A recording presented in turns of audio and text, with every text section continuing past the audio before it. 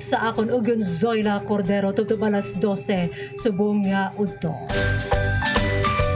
Good morning sa atong mga pinanangga. Welcome sa aton nga programa. Hopefully, okay inyong adlaw subong. As you can see, naka-red ako. Syempre, kay man ang among uniform for today is actually red.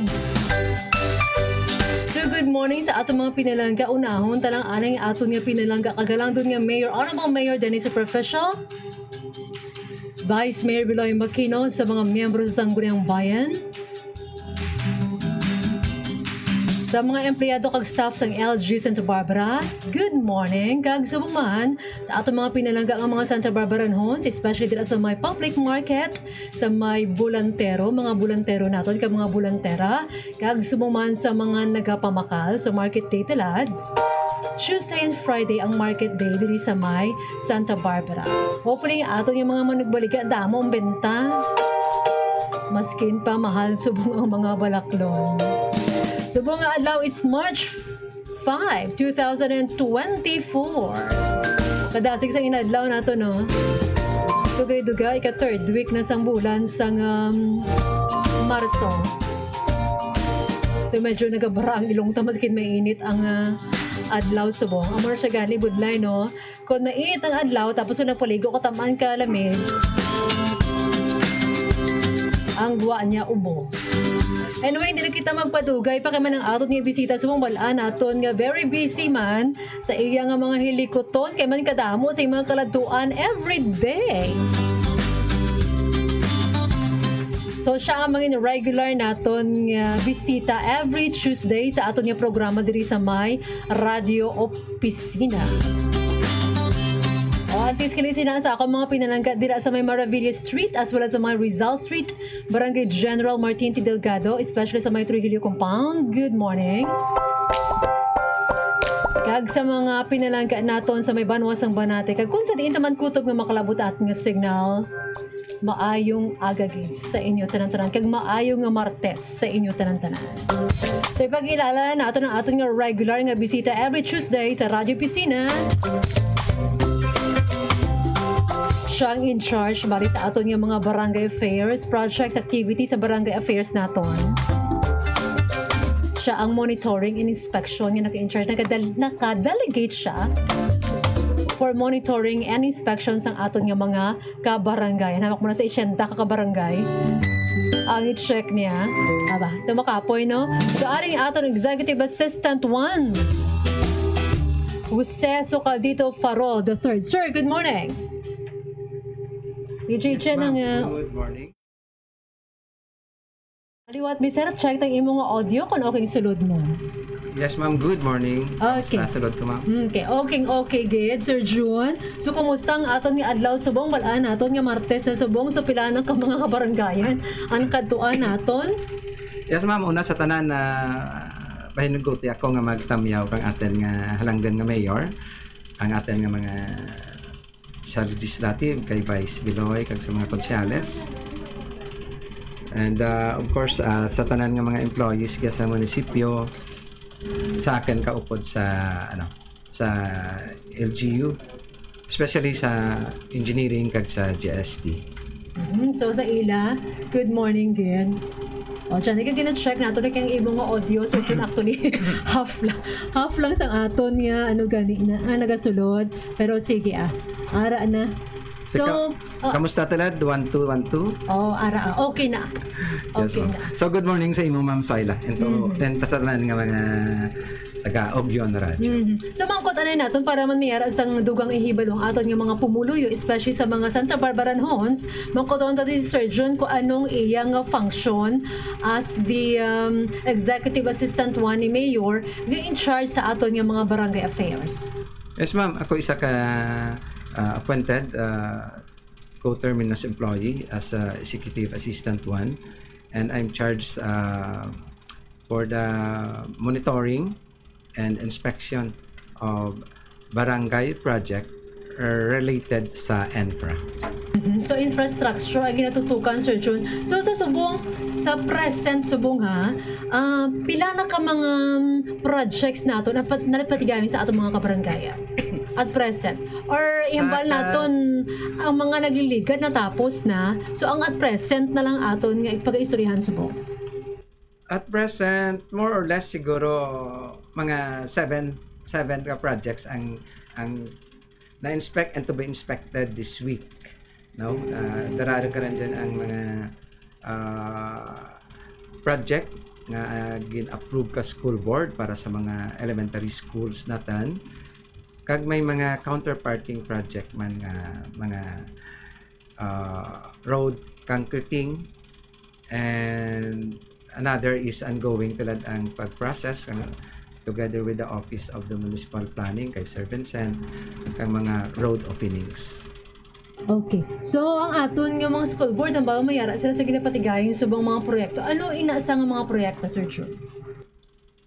Sa tilad, like the Lanag Elementary School, nga through school board, improvement and rehabilitation of two toilet, or what we call it is the comfort rooms. We have also to be inspected natan ang natapos ko na inspect gali, no, the Talungadyan, improvement of school building sa Talungadyan, improvement of school buildings in Calabua Primary Elementary School.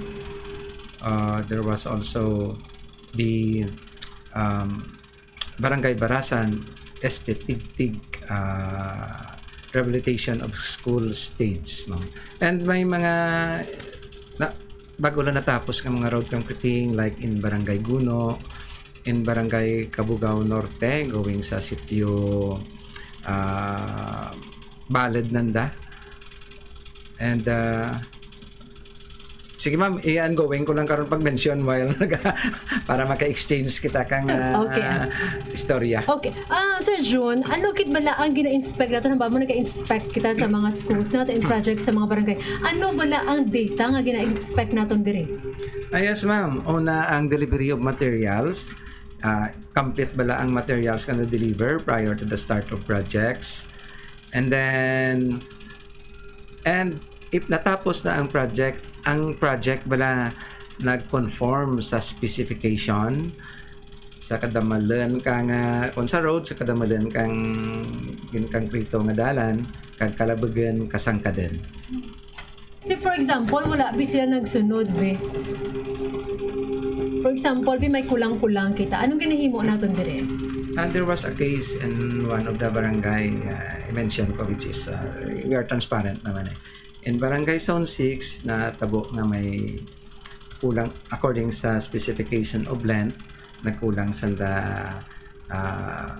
pirakametros nga nga road reblocking. So ang ginimo once ka na investigate na report, ay directly gina report patakan sa mayor, and then unagit mag-coordinate ako sa engineering kay titandatanan sa infrastructure.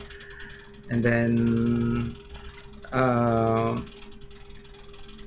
pamangkoton siya na sa amon na tabo. At the same time, na-report ko naman sa mayor so that the mayor can call their attention insa nga nagkulang or insa may waay mahimo. Ang marabla, ma'am. So, butan balon ikaw ang tanan-tanan nga nag-report kung may arasang insakto mga ginahimo o kung may sala ang mga ginahimo sa mga affairs and mga proyekto sa kada barangay. So, may dyan ba lang nga instant nga nagkakulang? For example, kompleto ng ilang budget o for example, ng babi kita road concreting, di ba? So, counterparting ang aton nga LGU Santa Barbara sa program sa barangay naton for road concreting. May ara ba lang nga na tion nga na postpone o kung na-cancel ang program, ang project? So far daw, why ma'am? Kaya tinakaagiran na nga daan sa back to therefore dapat ipadayunan kita ang project. So far sa amor sa naintindihan ko ma'am. Once nga nakalapot ka naman ng mga documents, meaning i-deliver ka ka supplier or obrahan ka contractor. So mayara man yung kaisa, mangkotanta para man na klaro ba daw. Mayara man kaisa nga mayara sang hindi paginyandihanay sa mga kontraktor nga nagaobra sang aton nga mga barangay roads. Ang counterparting na naton nga mga road concreting, may yara bala. So far sa akin nga sa akin mga paglibot-libot kapag inspection man, so far waay discrepancies lang, which is kung makitaan ang discrepancies nga ran, i-call ni engineering ang contractor or ang laborer karan ang nag-contract ka labor para insaktuhon ang kakulangan. So dapat gali insakto kung anong budget sa sinang barangay, dapat malapat gid sa amo sinang proyekto. So, wala bala sang wasi. Hindi ba? Tama ma'am. Ang kaya ang gin-budget karan kwarta ka pamuluyo ran ma'am. Di dapat kung ano ang na-approve, amo man itao kang contractor or kang supplier. Hindi man pwede nga mangin disadvantage ang LGU karan dyan, kay ang LGU ang representar kang pumuluyo.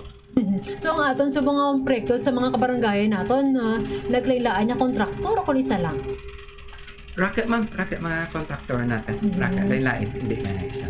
So ang bidding for the road concreting, sa diin na siya ginapatigayon sa barangay o kung sa may diri sa aton sa munisipyo? Kung by administration ma'am or by nagit kang LGU, giyagid ma'am just sa sa conference room. Diyan usually ang back naga-help kang bidding nanda. Okay, sa counterparting naton giya ang bidding? Okay. Kay man di syempre may ara kita nga 50 man mo, di ba? Nga ginahatag 50-50 bilang atong counterparting? 50-50, 50 ila, 50% ila or not necessarily mga 50-50. There are barangays and there are schools nga gamay ang anda nga budget sa ECF kay gamay man sanda. So it's not 50-50. The mayor kung kakulang kita kagamay kaninyo nga barangay daw na ginadugangan kita na kang mayor dan. Kung sabihin man nga budget na kanita para nadugangan nga magkompleto may ano gid may makitaan ba na ito kung gamay nga to pakita may janan hindi mo lang kitaan ginaimo gid ka mayor nga mangin mapuslanan, especially kung sa eskwelahan mapuslan gid ka mga estudyante kaka mga maestra natin. Nawag ko na ba no, for example, sa aton nga road concreting, di ba? Mas kinabalato nga sugpon-sugpon lang na sa, pamang 30,000 lang imo yung ginalat dira nga budget sa mga kabaranggayan na. Kung 30,000 lang ina sa imo ginalat, do kagamay gid no? Sa materialis pa lang nga daan, 30,000 do kulang-kulang na sa, maski pila lang ka metro, ang kalabugan. 30,000 siguro base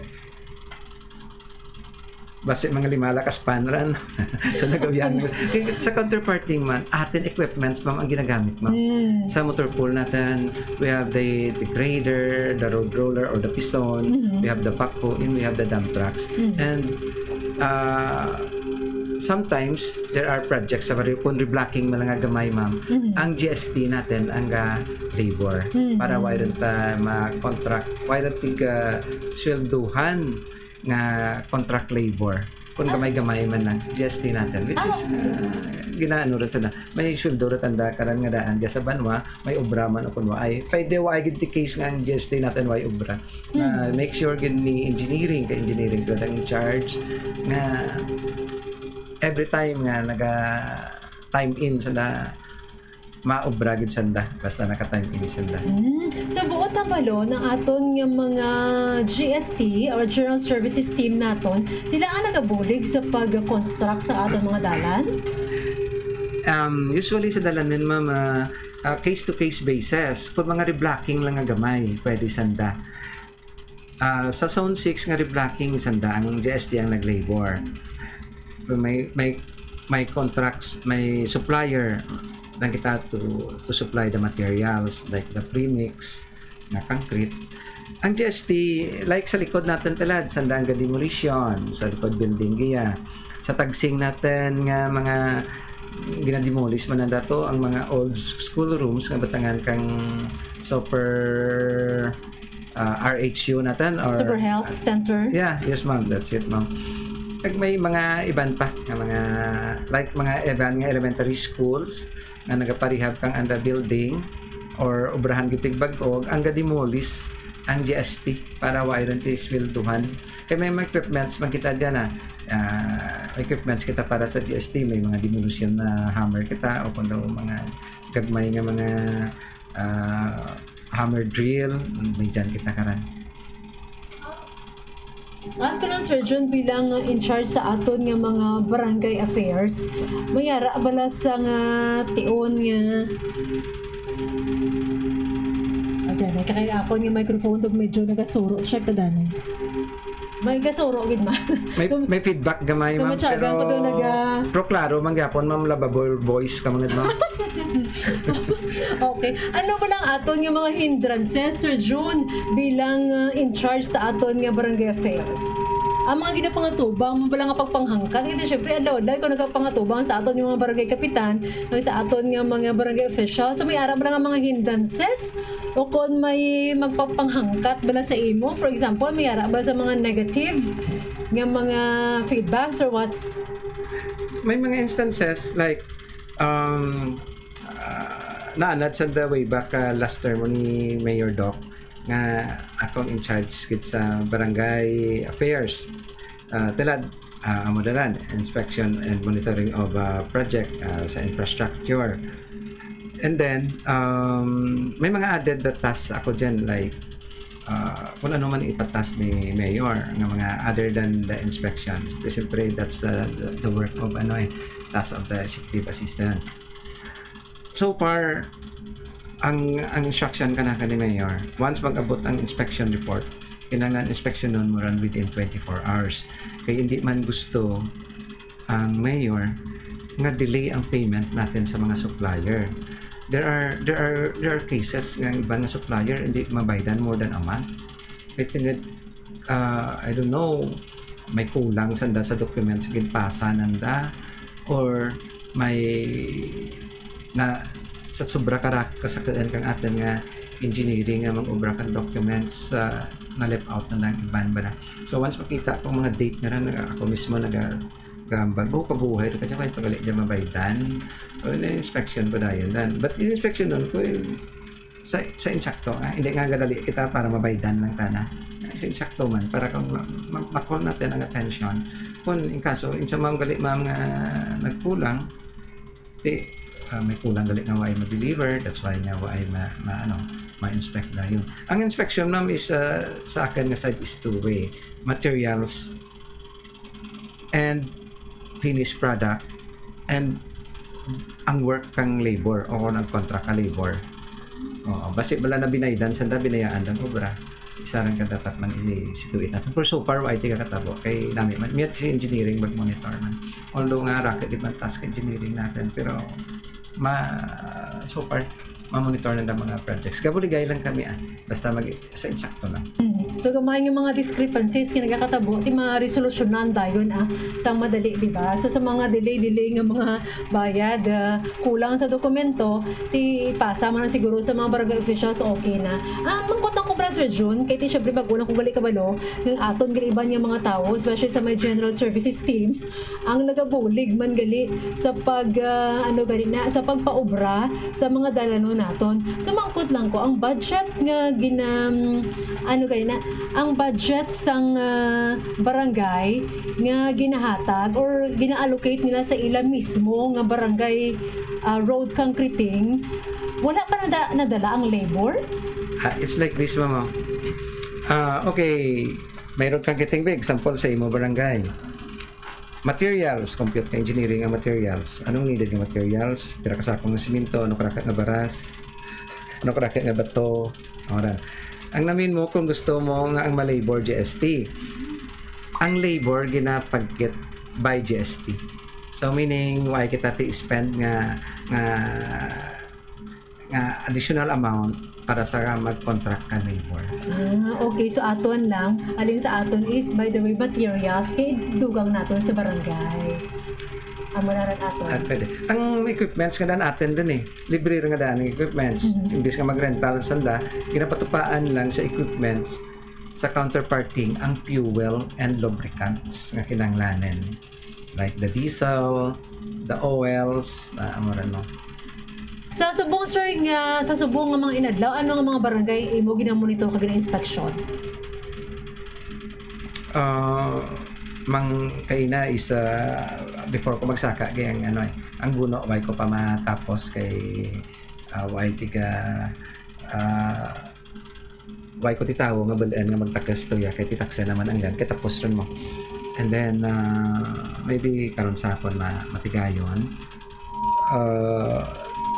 They Lanag Elementary School, ang duha ka CR to hindi pa tapos, may kulang nga pinta, may kulang nga faucets like that ma'am, gina-inspection ko na kay kung may plumbing works, example ha kung may plumbing works sa sa scope of work, kung sa wa ay gripo daging nga room or why gripo ang amo nga cubicle, bisan kagamay-gamay lang ma'am, mismo gani mga teacher pasalamat ko na Sir John, pasalamat gid kami kay gin-assign ka ni mayor nga magbulig ka naman mga makit-an naman ang waay pagali maobra kagkulangan. Kaya mga teacher siya takot anda sa sanda nga sanda mismo sa school, sa kabataan. So sa mga makaramis na mananda, ma-appreciate mananda.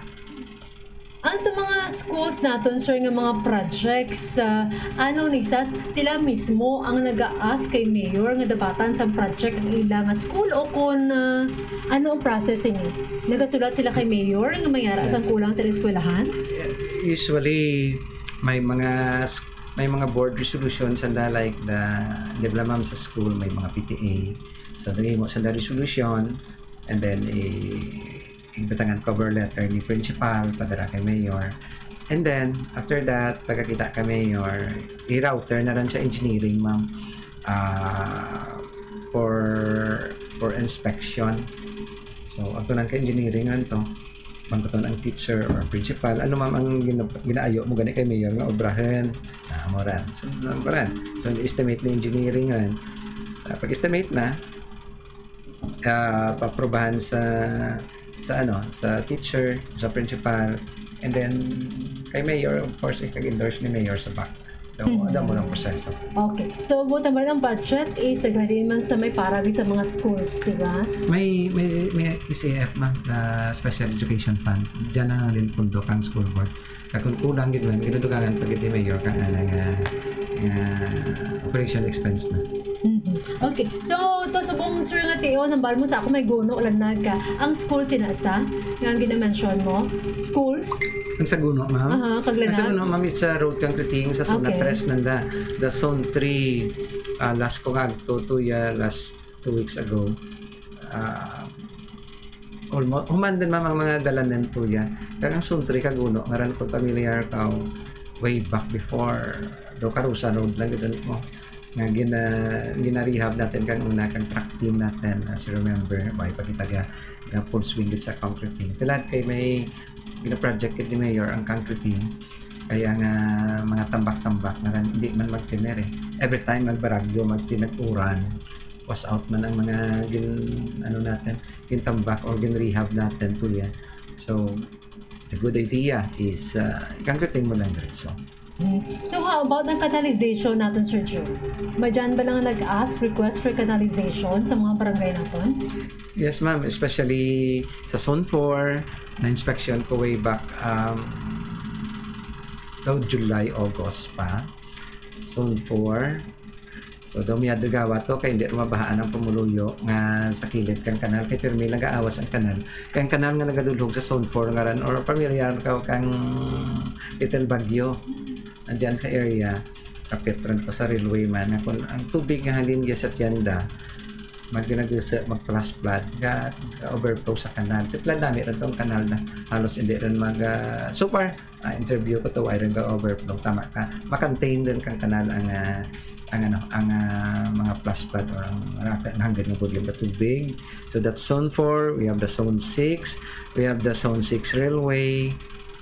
Nagkaran we have the Zone 5 na kanal nga halin sa elementary magwa siya sa sulbod. So far naamat-amat gid ni mayor nga mangin flood prone ang isa ka sitio, isa ka area na. So nga doon rin sa Poblacion Santa Barbara, amo siya kung pinakataas mo, elevated. So mga balanda, nga kung baha gani ko ng poblasyon sa may Santa Barbara, bot ang balon, baha man bilog ng Iloilo. Anaw tanda to sa city. Naman ko no. So kinanglan lang tawuran daw ko anong kataas nga tubig sa may Santa Barbara kay man amo ko ng gauge.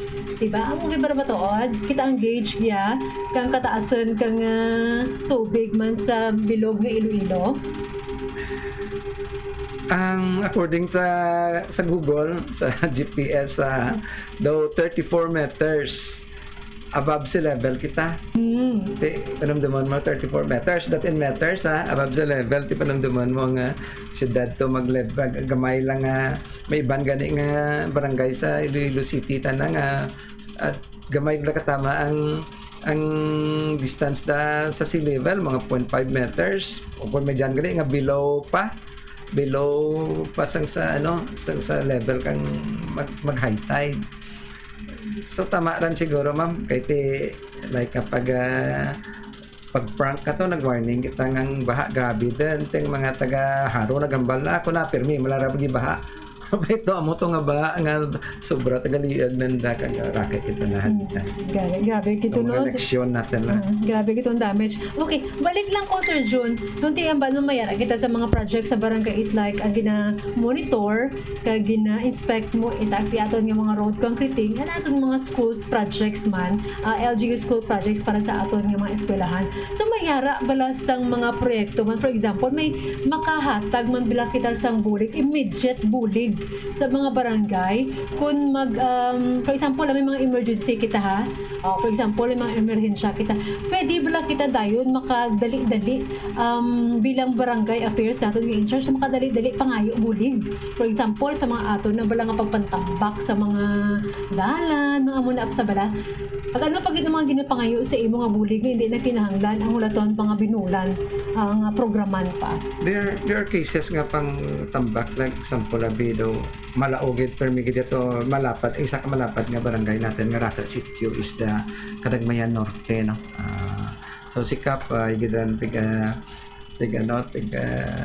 pahuway nga magpaluap og isa kang na-approve man mo sa na-approve ni mayor nga mga request ka barangay like bisan pang tambak lang anay kay malaugid yung nga area sa mga sitio na like Tabuyag, Tubong, bagan. So ginapalo up kita na-approve na ni mayor as well na-approve ni mayor na router na rin na garing hindi maka-full swing mga natin nga mga equipments like the dump trucks natin kay may mga gina-priority tilad nga mga obligasyon nga obrahen so kinakalitan lang natin rin like mga Saturdays or afternoon in that day sa afternoon nga pwede pa man lang ka magbilaan kita nga pagtambak nga materials dapat nga gawa natin sa nga ipadeliveran. So siyempre kini istorya naman hindi ka halinbak ko naman hindi ka halin grader naman sa isa ka area.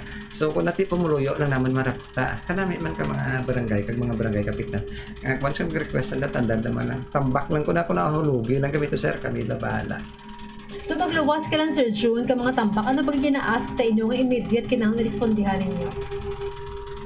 Sa akin part sa imo part nga immediate bala hindi wa ginawa kinahanglan program ti amo lang ma'am wala ang pagtambak ma'am ay program so rocket man source natin like ang mga bakbak na dalan to pwede man ta ka mangayo to sa contractor nga bayan ay kami mga duha ka truckload diyan kidugang na naman to na amo karan ma'am kay na set up rin ma'am sa emergencies we have the MDR sa mga gina-program works we have the engineering daw set up rin balak ni mayor or na set up rin ka banwa ang tanan nga hulag nga hindi rin ta mag-cramming sa mga sitwasyon. So buta mo rin na preparahan doon ginapaabot yes, ron naka-standby ron nakaplano ron nga kung mahimo nga matabo dya amo dya himuon di ba? Yes ma'am tama rin so nakaplastar doon bala? Kamayad man ato pinalangga nga mayor kay doon na napinsara na lang itong base bala nga mo dyan matabo kay nanglan preparado kita sa tanan-tanan nga tinion diba? So yeah. Sir June go ahead. Yes ma'am kung may mga cases nga may mga especially sa schools no nga mga natabo bala nga kulang ang mga gin-deliver kananda mamo kung isa kang una abi ma-receive lang sa daway basta kamaan kung kompleto kung hindi so gina-recheck ko lang which is nga very thankful man ang mga principal, mga teachers na bawa ko na sir, wag kami kamaan gali nga kulang, gali na deliver na miyad lang kay na ano mo, na inspection. So sa akin team ma'am, sa inspection team nga dyan, ang head naman kadagi si Sir Nestor as chairman, Sir Nestor Pambo, si Sir Podadera sa equipments inspection, kag ako amo to sa ENPRA and labor. So sponsor, kumusta mga ekwipo ba nato na ginagamit? Gagana tanan o kumiyara isang medyo nga nag sa vlog? Ang bakho ta intact, duha ka bakho, ang grader ta, ang atin nga road roller nga isa nga gamay na amuran so far. Kang mga trucks natin, kasi siyempre mga bago para gawa, kang mga daan, kasi siyempre ina-maintenance man. Anuwas lang kang loader, which is ang loader previous administration, BY na nanda matipan, so doon naglupo lang gid. So, medyo may kakulangan kita sa equipment, sa kang good, kang gina-obligar kang atin nga banwa. Imagine 60 barangays. Amora karake ang obligaran kang atin nga banwa para makaserbisyo sa atin nga mga pumuluyo. So, talad nga mainit. Pag kainan, bira-birahar nato. Naging once ka nga mag-urandan, baw. Abod layron siya magpa-ubra, di ba? Tama ki ma'am. Amo gidan dapat nga gawa natin tanan nga mga ubra. So sa Dagatalad may mga kita to, may road openings, so gina-process lang kang mga barangay. Actually ang ka-process kita ang pamilya nga ran ang pamilya nga ran nga maka road openings to ya, kay to karake ka pumuloyo rato nga makabenepisyo. Kaya ginayo so prak lang ng damang para nga madasig bala na maubra dayon ang balance once may authority rin to enter. Okay. Oras nato ng 35 minutos na nakaligan sa takadang alas 11 sa aga. Ito naglawig-lawig na ato nga istoryana ni Sir Jun. And by the way, balaan ko do miyembro ka man sa Kabalikat, Santa Barbara chapter. Sir Jun, duwag lang ko magpamangkot sa imo kay man ang Kabalikat gani. Sila na naghatag sa aton sa pictures. Ag sila na una nagaresponde sa tion sa sunog. Thank you very much gid sa ilaman nga pag communicate man sa aton. So Sir Jun, ay mo nga anong mga obligasyon sa aton yung Kabalikat? Di man tawag nga obligasyon anong ilang bulig para sa aton? Nagana ang name gid sa Kabalikat Civicom 428 Santa Barbara chapter. Kay na ika 428 nga chapter sa bilog ng Pilipinas. Kabalikat Civicom 428 Santa Barbara chapter. 428 Santa Barbara chapter. O sige. Yes, so it's the Kabalikat Civicom is nationwide, and there are also mga group outside or abroad, like in the Middle East, mga kabalikat ko yung members. So they have their own group na to and their own net calls. Sa GIA sa Santa Barbara, ang president naman si Sir Glenn Macuro. Ako ang vice president for operation, and there are a lot of other members na. So ang aman gid nga task or voluntary group nga dyan is to help, is to volunteer, especially in communication cases like mga parade, like this coming Semana Santa, mag-volunteer kami to control the procession. And then training kami, nagngayo kami training kada kay Sir Obera or sa Bureau of Fire natin nga i-train ang mga members nga willing, able kag maka-volunteer sa mga basic firefighting. So that's why kang diyan nga may mga occasion, may natabo nga mga sunog ya natin. Once nga may time lang tana ang isa ka member naman matlagan bitsan dakat to kag magbulig kun ano lang in a small way nga makabulig kay hindi pa kami equip kang insakto nga mga uniforms or para nga makaprotect man katen nga kaugalingan So, ako nag-invite man kung sino pang may puso voluntarism. Feel free to contact me. Yaman lang ko sa second floor Kalega Hall, nag-hold office, or our president, Sir Glenn Macoro. Feel free to contact or other kabalikat members around Santa Barbara nga pamangkot ka mo kananda kung paano so matao man lang ka may interview ma-orient fill up ang application form so yes ma'am sige ko May mga babae ka mga members? Yes ma'am, may mga babae kami usually sanda ka rin mga member din namin kang una way back kang angaman nga hobby is radio communication kaya pati mga cellphone ka to way back mga 1986 87 mo karan so ga-volunteer na daan kami then formally lang nga may isa kami ka member nga teacher which is nga member din na kanaan way back 1986 87 and then mga housewives, mahilig mag-ampang-ampang kang radio. So napuslan dagad naman ang ampang-ampang na ka ng hobby na dyan kaya nagkasilad kami sa kabalikat Civicom. So why think age limit or may age limit sa dawaan? Why kami age limit ma'am? As long as mag-volunteer ka lang. Bisan ganit may mga senior citizen kami nga mga members. Ang masarangan na lang nga mga volunteer. And then may mga kabataan kami edad 12, we call them kabalikat star or at least bala later kung hindi rin able mag-volunteer ang mga may edad-edad may mga mabilis nga mga pamatanan o kabataan. Okay. So, maluwas rin ba mo kag-in nagpa-train sa may aton nga BFP for syempre mag-responde sa sunog. Opo, napakita iba nila nga mga trainings. Namin sa Bureau of Fire, ma'am. Bureau of Fire Protection, BFP naton. So, ano gid bila ang main role sa aton nga kabalikat? So, balaan naton nga sila nag-responde. Ano balaan ko lang actually recently sila nag-responde sila sa may sunog. So, ano pakita ila ang iba nila nga mga task? Nag-responde kami sa mga emergency calls, may na-discuss siya sa dalanan karakit nga cases karan nga especially sa mga highway katawag ang mga members nga may na-discuss siya giya so makadirect sa natawag sa atin nga emergency channel kang LGU which is the call channel 20 o ka-call sa naka namin sa kabalikat and then kami na lang ka-call sa Bureau of Fire, PNP the alerto, the ambulance. Pero pwede sa naman ka-direct call. Pero kung isa usually bigyan na paagi mananda ka namin mo. So that's ang especially lang ang PNP have the problem. Guba radio nanda.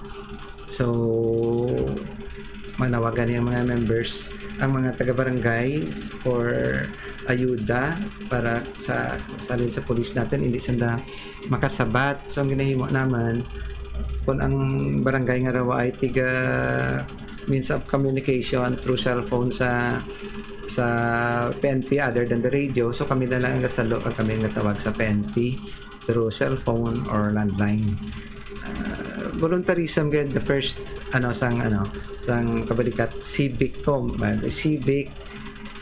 volunteer sa communication so ang mga ang pagbulig naman sa firefighting or basic firefighting training naman that's added nga task lang namin kaya nakita man naman kung nakauna ka like sa natabo sa sa Agpangan na nasunog ang poultry nga to ang isa kang una pa abot aman member to sa Bureau of Fire kapag abati na tutulan ng laktidan kay tagadalid na una ta na abot pero sa Bureau of Fire man naman ang information nga may sunog tuya ko na sa Pungsad ang una gani ang bala sa Pungsad karan meter it's really in the boundary in the AOR of New Lucena boundary of Pungsad and Daga.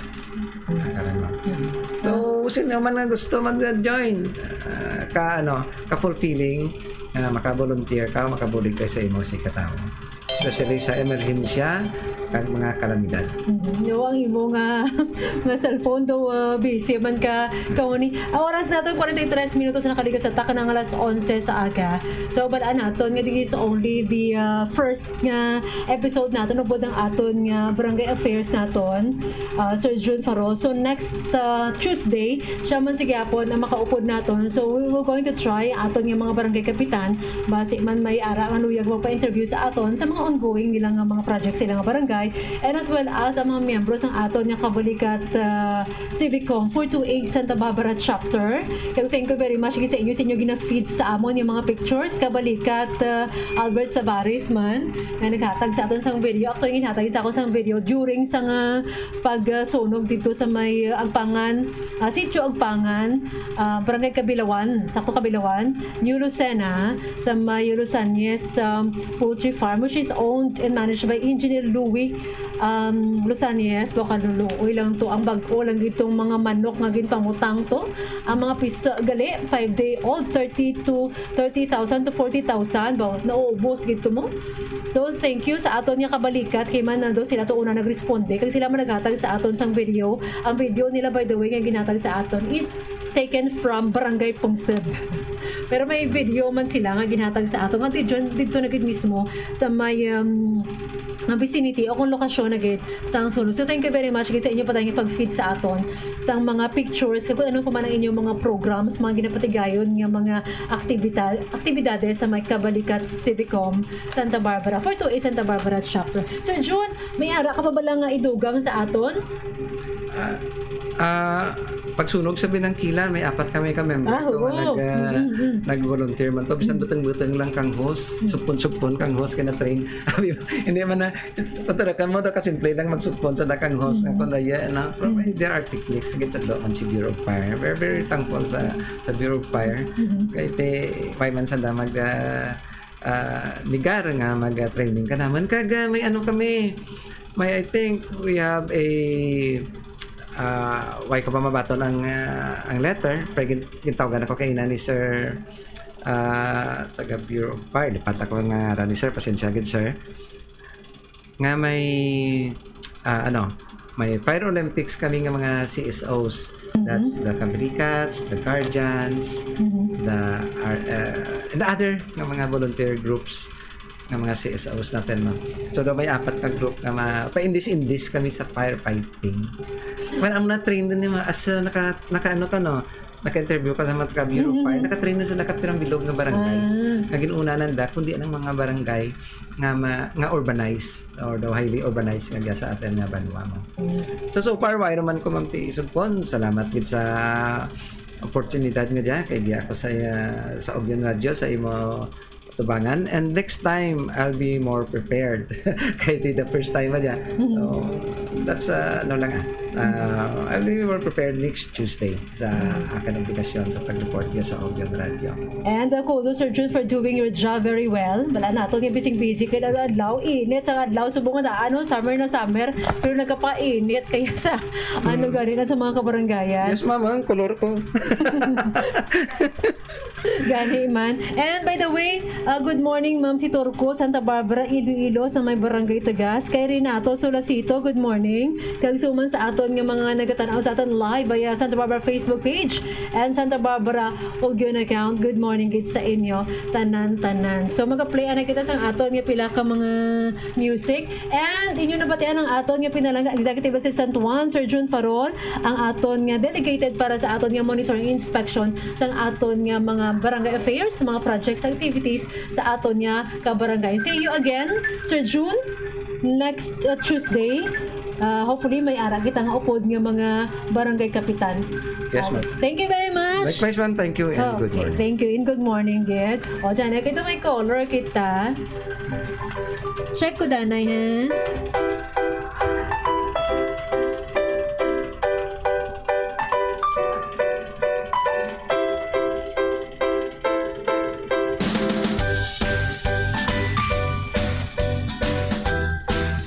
Kamu sige po nagmamati sa Radyo PC no put sa ako ng Zoyla Cordero.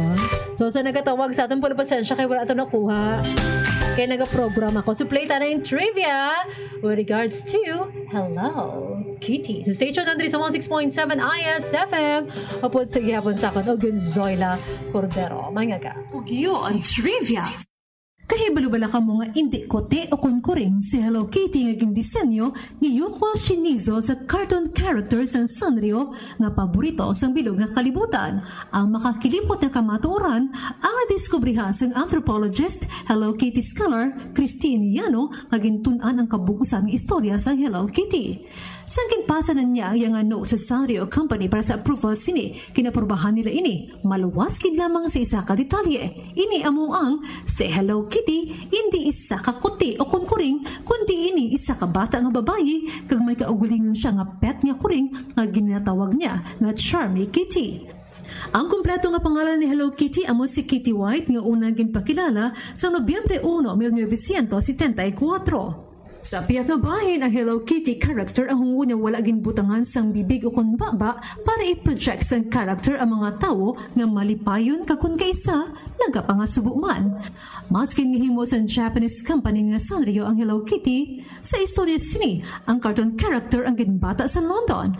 Ang orihinal nga konsepto sa Hello Kitty ang mga dapat lalaki ini kung sa diin ginatawag siya sa iya utod nga babae nga si Mimi nga Oni-chan nga Japanese word nga buod silingon brother o kun utod nga lalaki. Para sa trivia, Zoila Cordero.